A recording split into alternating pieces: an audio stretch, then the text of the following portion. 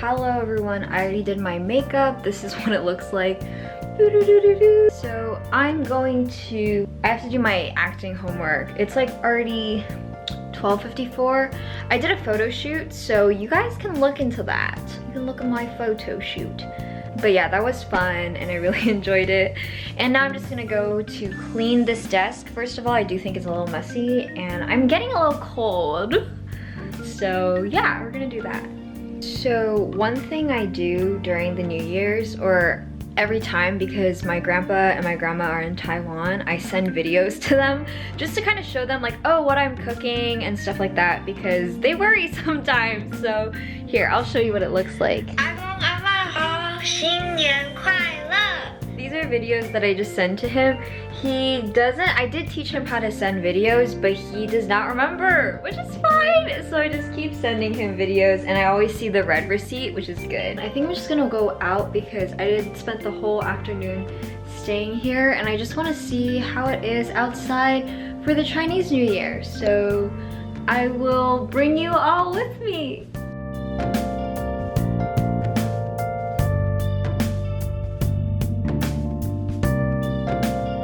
I came back from my walk and now we're gonna start the New Year's hot pot I'm gonna make on my own. It's gonna be so strenuous, but we got this. Let's just talk a little bit about it. I've never done any Chinese New Year, like made my own food. It's always my grandma who's like prepping up all the stuff. So this is like the first time I'm doing this.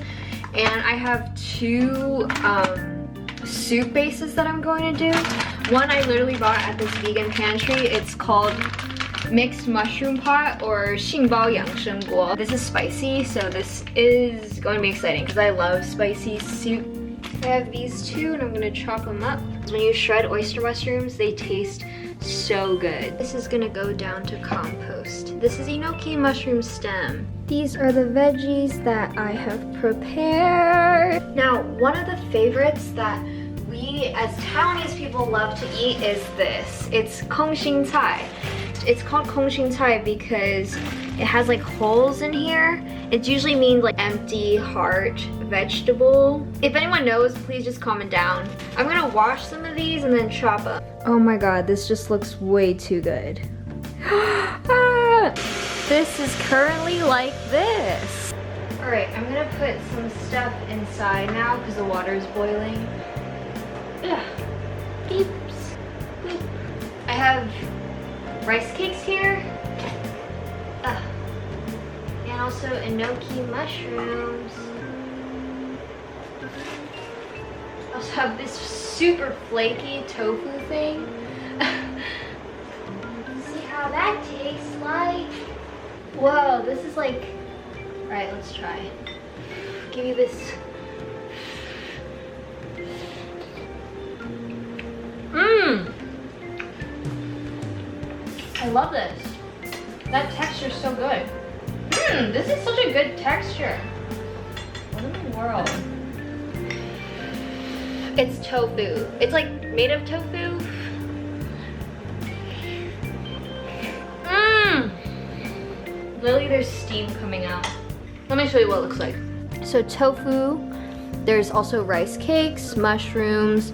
This is just like the vegetables that I just chopped up and prepared. That was the one I just ate. So the left one is like a healthy version. This is yangsheng guo, and there is mushroom in here. And then the right is spicy. So there's a spicy soup base. I just figured that I would talk a little bit about my thoughts being and living alone, and also being in the new year. Growing up, this is probably the first time I've lived alone, like living in an apartment, just one bedroom and only me. There haven't been moments where I felt like I was particularly alone, even for this really big feast, only for me. I definitely miss my family, but also I think this is a wonderful time for me to live on my own, to kind of get to know myself a little bit better. What are the things that I enjoy in my own solitude? That's something really nice. When it comes to Chinese New Year, we call it Lunar New Year, and I think that's a more appropriate term to encapsulate all the people, not just Chinese, who celebrate Lunar New Year. I remember just being like, oh, I think Christmas is way better because you actually have gifts instead of people just giving you money, because I felt like money was a little superficial.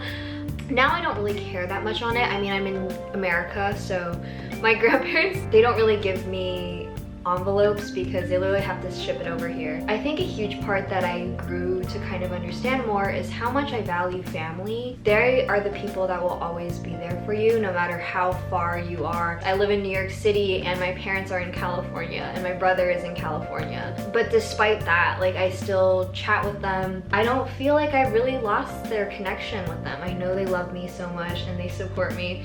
My dad is always so worried when I'm living alone. He's like, oh, well, you have a TV now so you won't be as alone, which I'm like, oh, you're so sweet. Food over here, I'm eating this all on my own. I'm not planning on wasting any of these stuff. All the leftovers tonight will be just dinner or lunch for the next few days.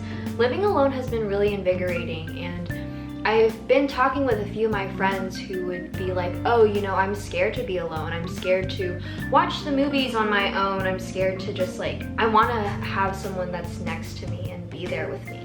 When I was younger, I was like, oh, my life goal in the future is to be with someone and spend the rest of my time like not feeling alone because I have this one person. And I think as I grow older, I realize that's not a sustainable way. It can be codependent and sometimes in a toxic way when you don't come to understand who you truly are, what are your likes, what are your dislikes, how to find comfort and discomfort in the spaces that you are in. As I'm seeing this, my meal is already done. I mean, it's already cooked as you can see. Oh my God, so beautiful. Wow, this looks so nice. I forgot to get a spoon. I need to go get a spoon. Hold up, everyone. This is my trusty dusty spoon. And I'm gonna get this spicy soup. This is literally one of my favorites, so. All right, so this is what it looks like. Oh, so good. All right, I'm gonna do my taste test. I had to like dump my whole charging thing.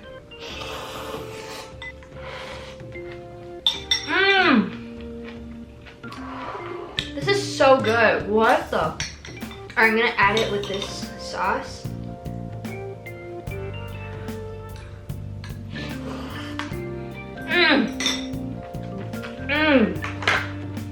Oh, this is heaven. This is literally heaven.